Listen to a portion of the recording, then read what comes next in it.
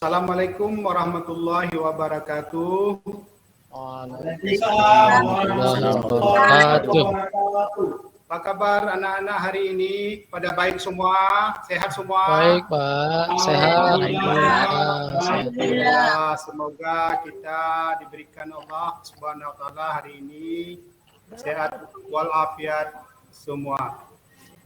Baik, sebelum berlangsungnya belajar, kita berdoa dulu sejenak supaya kita diberkahi pada belajar hari ini. Maka dalam berdoa akan dipimpin oleh seorang dari antara kalian. Maka Bapak tunjuk kepada Ilham.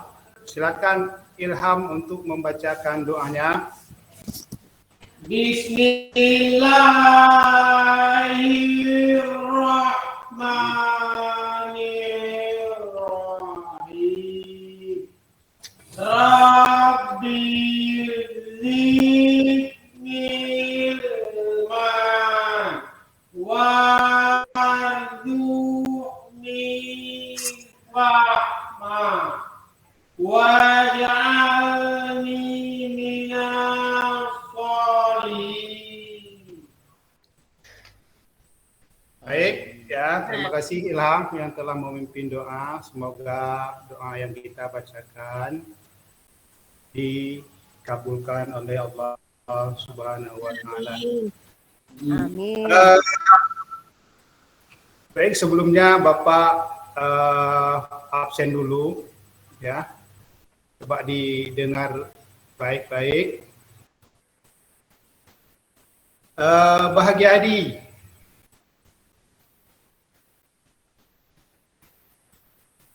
Fahrum Ghazali. Selalu ada, Pak. Oh ya. Ernita. Hadir, Pak. Ilham. Hadir, Pak. Teddy Irawan. Hadir, Pak. Roslia. Hadir, Pak. Oh ya, baik. Ada yang Bapak belum Pak panggil? Ada? Ilham, Pak. Ilham. Belum dipanggil, Pak Ilham. Yanti. Itu teman kita, Edianti. Kok nggak nampak? Kenapa? Apa sakit apa? Ruangan sehat. Kalau sehat, Sehat, Oh, Pak. kurang sehat. Oke, baik. Oke, baik Yang anak-anak terpulang sekalian. tadi, Pak, sakit. Ya. Nggak paham apa. Baik anak sekalian, hari ini kita belajar tentang iman kepada malaikat Allah Subhanahu wa taala. Ya. Iman kepada malaikat.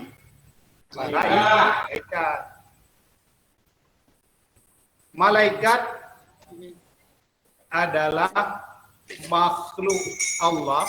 Coba didengar dulu ya, pengertian malaikat ini Bapak jelaskan. Malaikat adalah makhluk Allah, makhluk ciptaan Allah yang diciptakan dari nur atau cahaya. Cahaya, Pak. Ya. Jadi makhluk Allah yang diciptakan dari cahaya yang memiliki sifat dan fungsi yang berbeda dengan makhluk yang lain. Namun malaikat ini punya ya tugas dan fungsi yang sangat berat. Tugas dan fungsinya yang sangat berat. Apa tugas malaikat ini? Ya, malaikat itu sebenarnya banyak sekali. Malaikat itu banyak sekali. Ribuan malaikat. Tapi yang wajib diketahui oleh kita selaku manusia atau hamba Allah, yaitu 10 malaikat. Ya, 10 malaikat. Ke-10 malaikat tersebut memiliki tugas dan kewajiban masing-masing. Contoh, malaikat Jibril. Malaikat Jibril yang tugasnya adalah menyampaikan wahyu. Menyampaikan wahyu. Malaikat Mikail memberikan rezeki. Kemudian malaikat Israel, apa tugasnya? Cabut nyawa Cabut kita, Pak. nyawa, Pak. Mencabut nyawa manusia. Wah. Israfil meniup Trompet. Trompet, Pak. Ya, trompet atau sangkakala. Kakala. Kemudian malaikat Rakib mencatat amal kebaikan. Kebaikan. Malaikat satu lagi yang keburukan apa?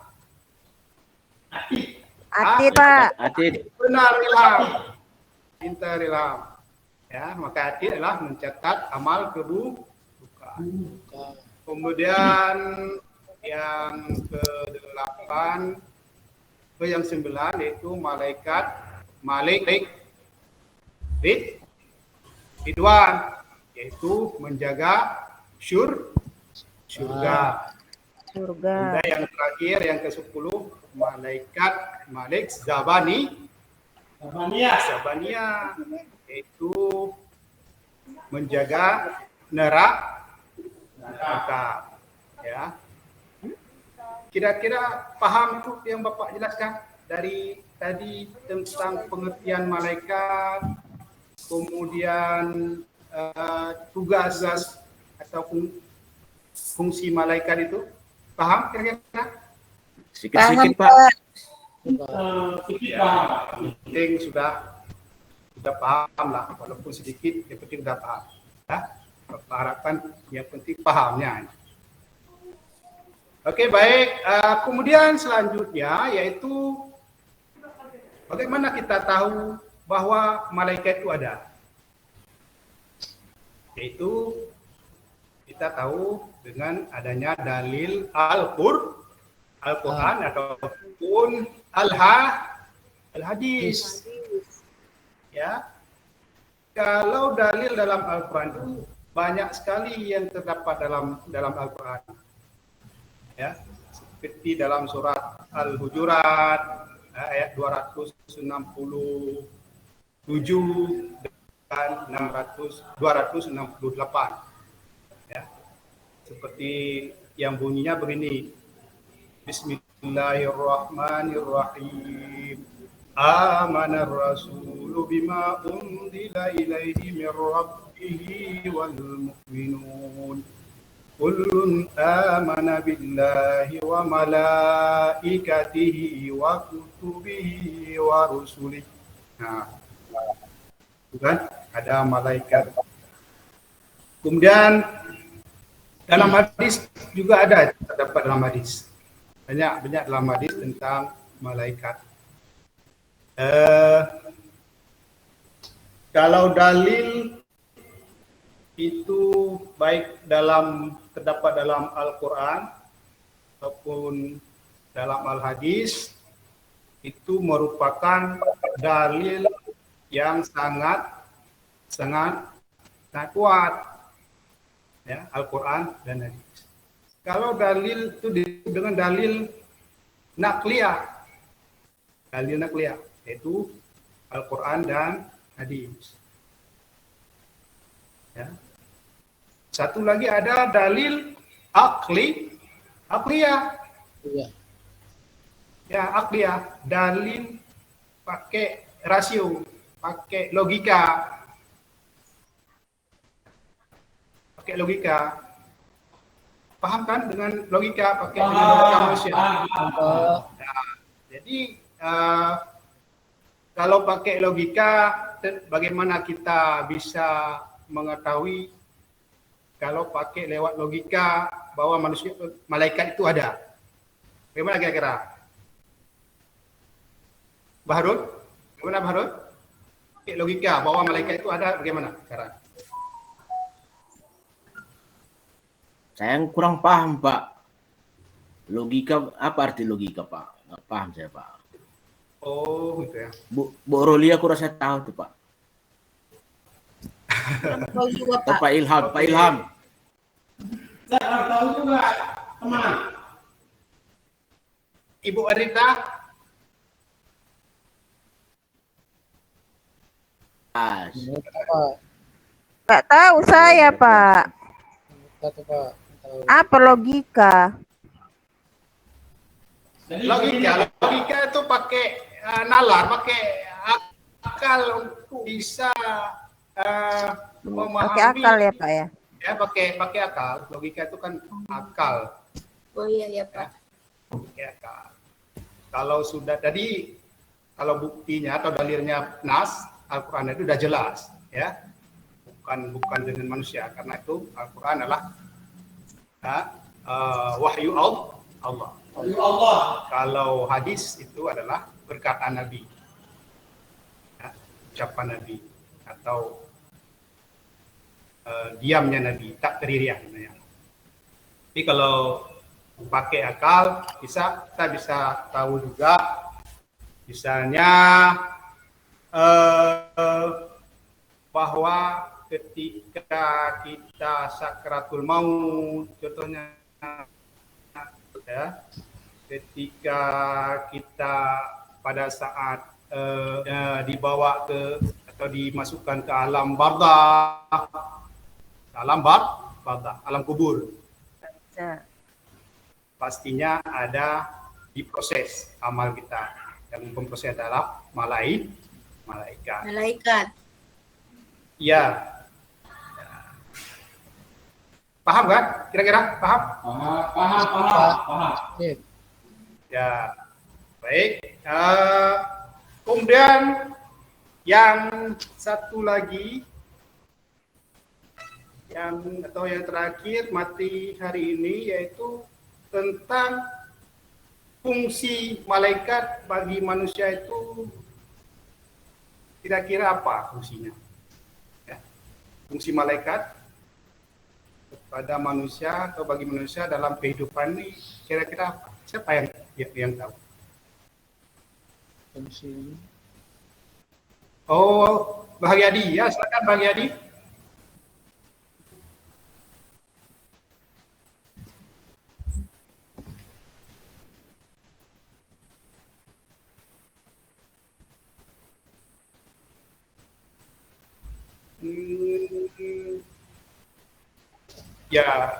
Ya, tapi ya, baik, Gus. Tapi begini, Bahagiadi, fungsi malaikat ada yang memang istilahnya kita pahami secara tersirat ataupun kita pahami secara tersurat. Ya. Jadi kalau menyiksa manusia yang bagaimana maksudnya? Yang tersirat itu. Ya. Jadi yang dimaksud dengan fungsi manusia menyiksa manusia, ya, malaikat itu tidak menginginkan manusia itu kepada hal buruk. Kalaupun toh dia mendapat penyiksaan, itu akibat ulahnya sendiri. Artinya bahwa dia sudah melanggar aturan-aturan yang ditetapkan oleh syariat atau aturan-aturan Allah Subhanahu wa Ta'ala. Sudah melanggar. Karena tugas malaikat itu adalah menjalankan semua amanah ya, atau tugas-tugas yang dibebankan oleh Allah SWT. Begitu, jangan dinafikan terhadap hal-hal yang buruk. Keluar main, Pak. Ya, oke. Baik, kalau begitu Bapak coba jelaskan apa sebenarnya fungsi malaikat bagi manusia dalam kehidupan. Ya, coba didengar baik-baik. Didengar dulu yang baik-baik, ya. Dengar Ibu dulu.